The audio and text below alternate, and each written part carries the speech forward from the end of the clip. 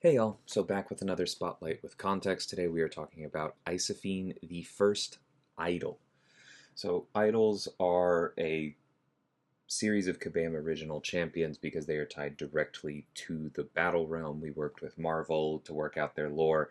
I'm not going to get too much into that here. I'm assuming more and more of that will be revealed as we go, and there may be videos directly about that.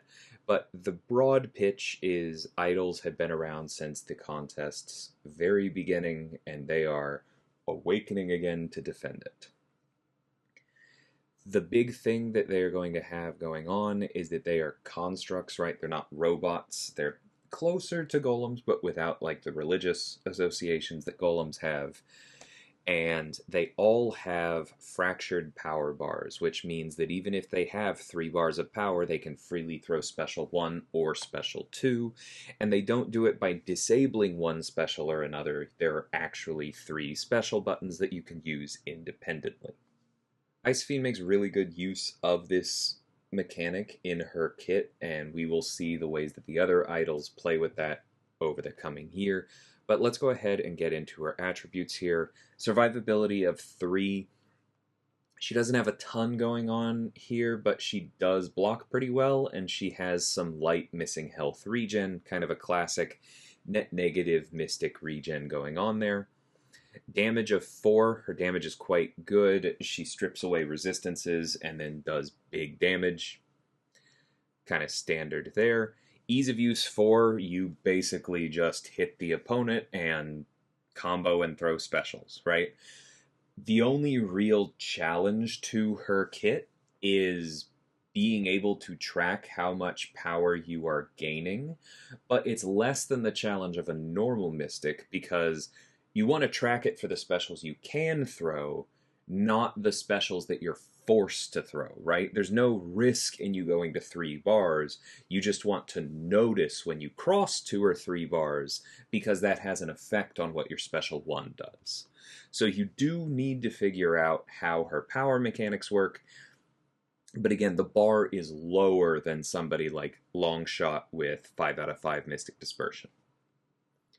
Utility of 3, she only has a few things going on, but they are quite helpful. She has ability power rate counters in the form of a passive wither, and she directly targets things like death immunity. And then defender strength of 2.5, really not a lot here. She has a fair amount of power. She can throw specials. And then defender of 2.5, not a ton going on here. They do gain a lot of power. They can throw a lot of specials. The key thing about the fractured power bar on defense is that Isophyne actually can throw her special 1 while she has 2 bars, etc., etc. I would expect the special 3 when they have 3 bars, though. And so you do need to be ready for both animations. They are fairly distinct, so this is not the worst challenge in the world. But the special 1 does have a bit of a like blast along the ground. Think somewhat similar to the way that Juggernaut's special 1 carries forward. And so you do have to be deliberate with dexing Isophyne to bait out specials. Because if you're not, if you're just spamming, you're likely to be caught by that special 1 some percentage of the time. And you have to be basically ready for it at all times because it doesn't go away when you push them to 2 bars. So, strengths and weaknesses here, we've kind of talked about this. Lots of power incoming. A certain amount of Mystic Dispersion is baked in, and there's even more beyond that. We've talked about the Fractured Power Bar. We will keep talking about that. Adds a lot of flexibility. And Isophyne just has really good access to Nullify, right? It's their light attacks and their opponents. It's a symmetrical trigger, so you have to remember that for defense. But this is just good old contact nullify. Kind of like Claire, but, doesn't have a resource attached to it, and so as a trade has a lower chance. But that chance does go up throughout the rest of the kit. They're just good at getting rid of buffs. Next up, we have weaknesses here. The thing about the fractured power bar is that it does allow you to be very aggressive and very go, go, go. But what that means is that if something is preventing you from being aggressive, you're probably not going to get through your normal rotation before things fall off, and so there is a bit of a time pressure built into Isophyne's kit. And then Nullify Immune is a huge problem for Isophyne. They are built around their power gain, and their power gain is specifically built around Nullify. And so if you don't have enough power, you also don't have enough energy vulnerabilities, so you don't have enough damage, and their whole kit kind of falls apart. So getting into the abilities, Isophyne is a Mystic Eidol and thus has a Fractured Power Bar. You can expect future Eidols to have a Fractured Power Bar as well. And is immune to Bleed, Cold Snap, and Frostbite effects. I would not expect these immunities on future Eidols. Might have some immunities, but I wouldn't bet on these. Isophyne's Mystical Physiology causes their attacks to deal energy damage, so yet another Korg counter. And they benefit from rank 3 of the Mystic Dispersion Mastery, even when it's not activated. However, their combat power rate is reduced by 25%. So this is pretty standard Mystic stuff. Less power gained from landing or taking hits. But you have built-in Mystic Dispersion, even if you just opened the game, got Isophyne, and haven't put anything into Masteries yet. Both champions' light attacks have a 35% chance to nullify one buff on Isophyne's opponent. So what this means is that the nullify is always targeting Isophyne's opponent, regardless of who's landing the light attack on whom. If the opponent has a pierce effect active, then this chance goes up to 70%. Note that this does say this becomes, not this is increased to, and the idea there is to let you know that the actual base chance changes. This is not an increase that would get around something like glancing or offensive ability accuracy reduction. Whenever any of Isophyne's personal nullify abilities activate but the opponent does not have any buffs active, they gain an instant power gain, granting 10% of a bar of power, or 3.5% as a defender. So a couple things about this. This does require the nullify abilities to actually activate, and nullify does not activate against someone who is nullify immune. So that's what we talked about earlier. If you are facing somebody like Thing or Gallon, you don't get this power gain, which is otherwise a bit of a consolation prize for the opponent not having buffs. Now, going down a rabbit hole briefly, so feel free to tune out if you don't have the bandwidth for that right now. This does just look for a nullify ability activating.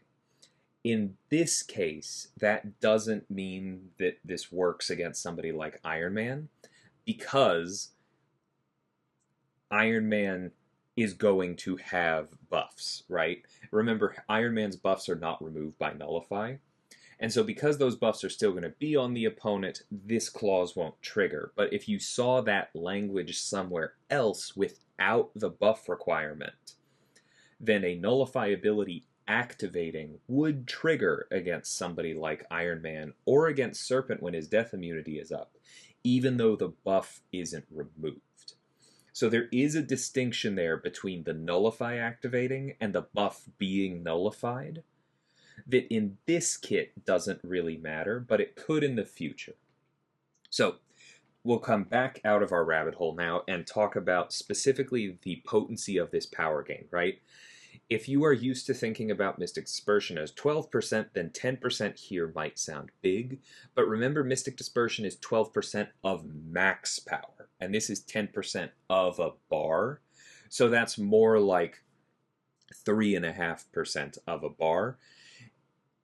The way that I think about this is that when Isophyne nullifies a buff, I'm benefiting from whatever level of Mystic Dispersion I'm running, which for me is going to be 5 out of 5.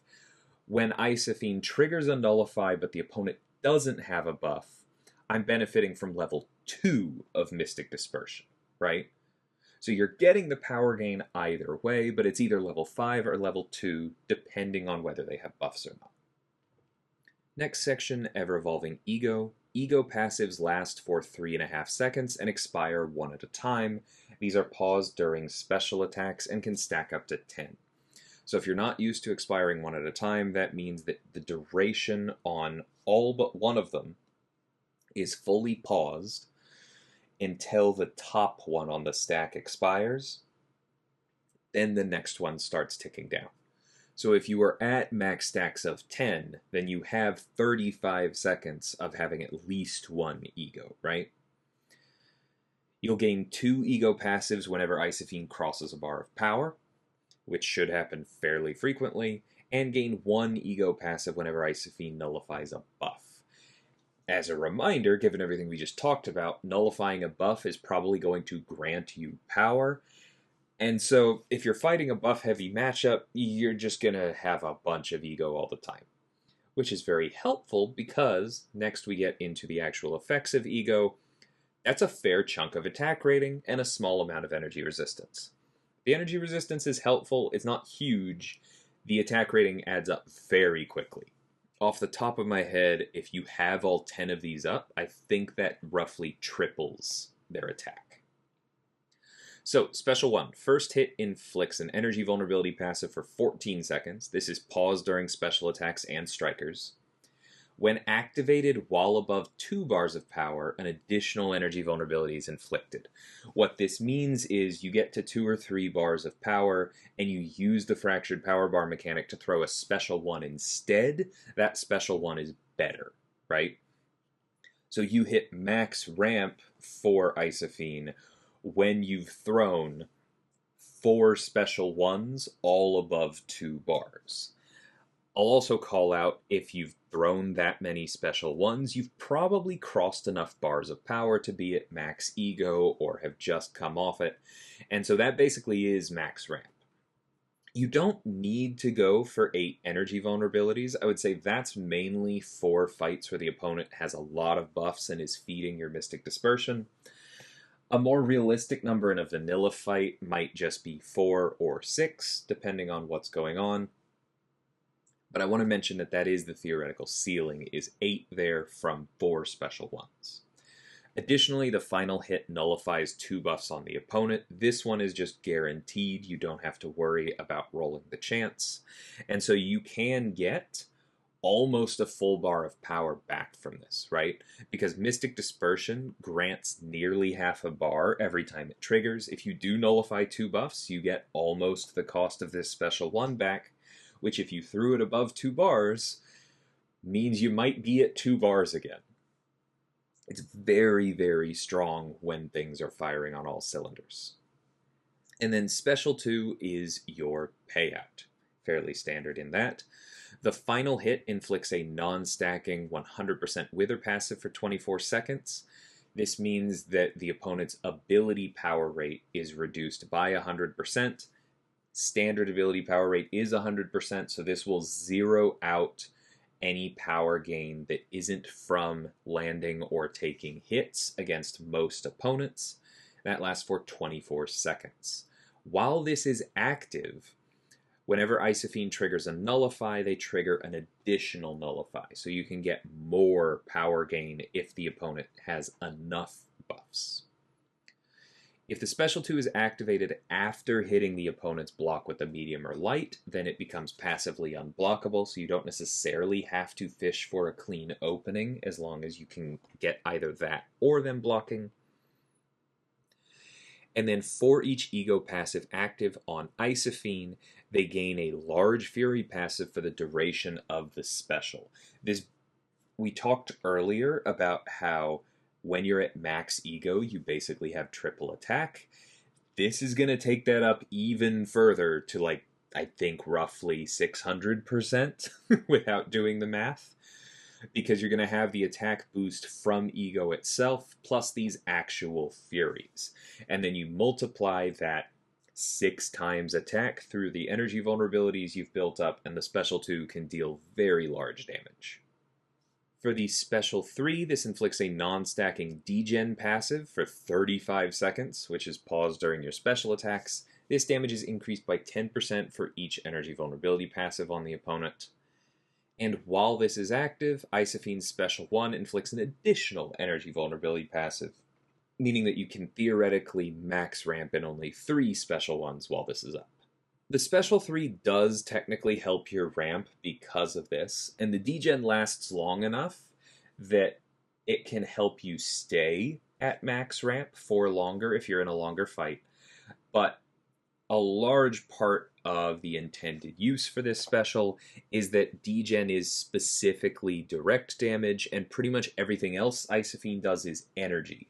So if you're facing an opponent with significant energy resistance, the special 3 gives you a different, intentionally weaker way of dealing damage.